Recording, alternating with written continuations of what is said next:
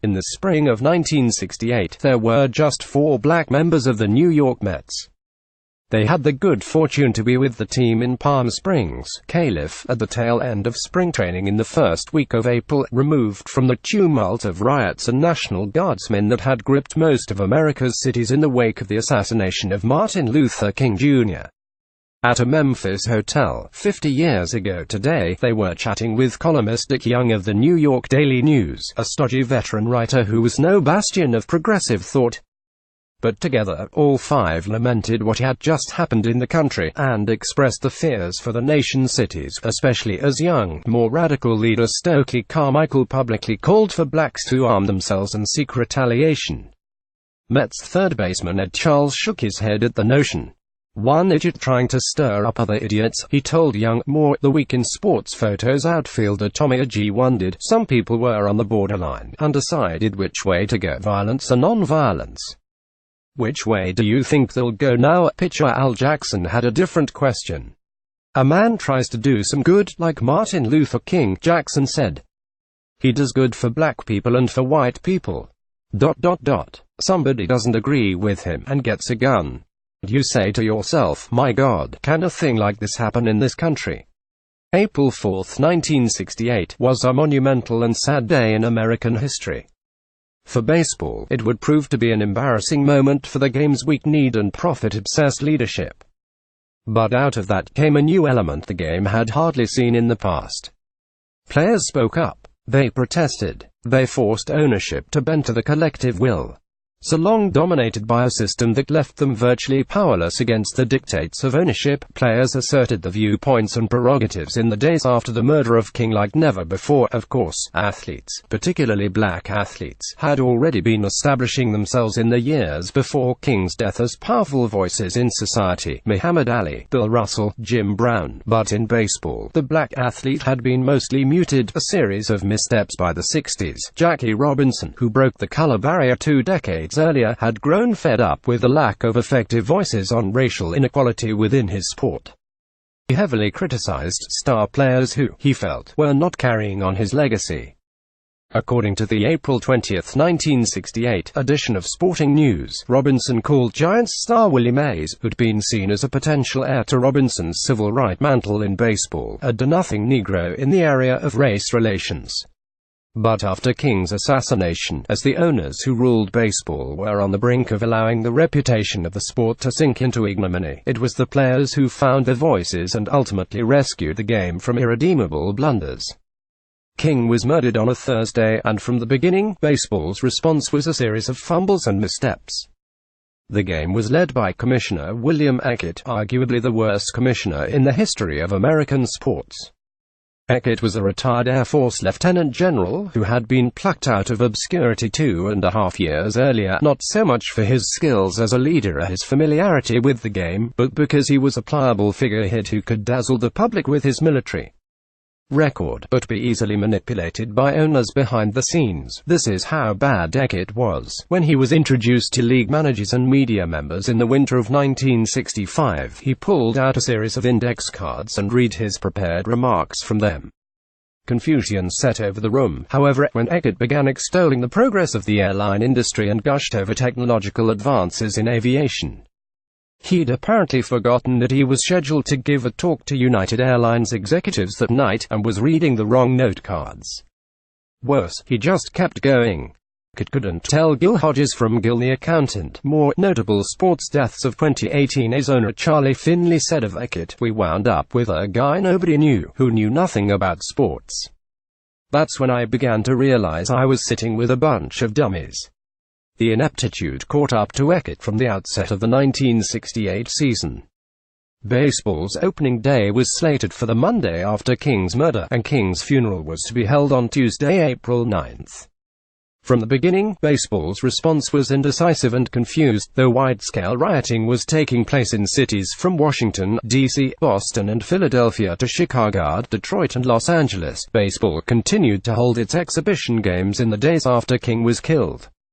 That was because most teams held very profitable local rivalry games. The Cubs were scheduled to play the White Sox, for example, in Evansville, Indiana, as well as in Milwaukee, after they left their spring training locations in the South and returned home. Some players refused to play in the exhibitions, out of respect for King. And Eckert left the decisions about whether to delay opening day and whether to play on the day of King's funeral up to individual teams. When the sport most needed a strong and decisive hand, it had a spate of owners controlling 10 games. There were 20 teams, allowed to make ad hoc decisions on whether they'd play, and when we owe this gesture, most owners, focused on the potential loss of gate receipts, wanted the games to go on. When it became clear that the message coming from playing on opening day as scheduled would be too crass and disrespectful to King, all teams decided to delay the Monday openers, but did so of their own accord, not on a strong mandate from the league office. After the Monday games were settled, playing on the day of King's funeral became a heated topic. The idea from ownership, originally, was that it would not be disrespectful to play on Tuesday, only after the completion of King's funeral. But players took a much tougher stance. In Pittsburgh, which had the largest contingent of black players on the roster, 11 of 25, player representative Maury Wills led a meeting of players and told his teammates that the black players were against participating in the opening games in Houston, where the Astros were planning to go forward after King's funeral on April 9. Wills got immediate backing from the Latin and white players on the team. All 25 Pirates would refuse to play on the day of King's funeral, even if it meant accepting a forfeit and fines from the organization.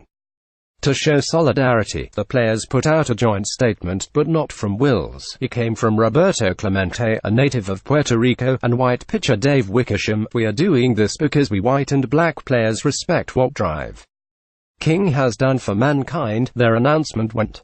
Dr. King was not only concerned with Negroes or whites, but with poor people. We owe this gesture to his memory and ideals. More, MLB's Copa de la Diversion to celebrate Hispanic culture in baseball. By Sunday, April 7, 9 openers had been moved to Wednesday, each team registering its individual decision. But one team held out, ironically, the Dodgers, Jackie Robinson's team. But owner Walter O'Malley wanted to open the Dodgers season in Los Angeles on Tuesday night, no matter King's funeral. National League President Warren Giles backed up Eckert's ad hoc approach by telling the Los Angeles Times, "I see nothing disrespectful about the Dodgers playing so many hours after the funeral. It is generally accepted practice for businesses to close during the services and reopen after they are over. The decision is up to the Dodgers, like the Pirates, though the Phillies, the Dodgers' slated opponent, said they would refuse to play." The refusal began on Saturday with the team's 5 black players, led by first baseman Bill White, saying they would not participate in a game on the day of King's funeral. The players got immediate backing from the team's owner, Bob Carpenter, who said the team would accept the forfeit if the Dodgers did not budge. White told the Philadelphia Inquirer at the time, "It angers me that the team that pioneered the advent of the Negro into baseball would take such a stand." Of course, you realize O'Malley had nothing to do with that. He is a businessman come lately. He is interested in dollars. O'Malley did, finally, agree to move the game to Wednesday, but, as Inquirer writer Frank Donaldson said, what began as a meaningful gesture by the Phillies turned into an embarrassing mess.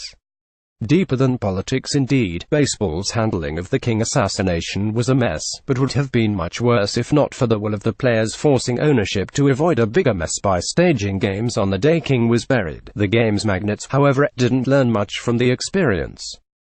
Just 2 months later, New York Senator Robert F. Kennedy was assassinated, and again baseball handled it poorly.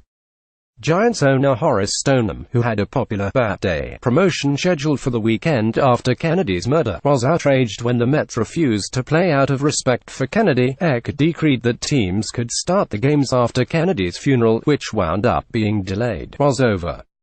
As Mets beat writer Joe Trimble wrote, "It was nice of them to wait until the last shovelful of earth was deposited in the grave before yelling, 'Play ball.'" But, again, players carried the day. The Mets' stand against playing on the day of Kennedy's funeral had support from Hodges, the team's manager and himself a former player. "I'm very, very happy they voted that way," Hodges said. "I'm not a political individual at all, but I have my feelings. This goes deeper than politics. One postscript to come out of the mess baseball made of the King and Kennedy assassinations. Eckert was fired at the end of the year, eventually replaced by Bowie Kuhn. "You can't blame Eckert," one longtime baseball employee told Sports Illustrated. "He tries hard, but he is involved in a game he doesn't know a damn thing about. If you sent a watch to a plumber for repairs and it still didn't work, you could find one of the biggest reasons why just by looking in the mirror."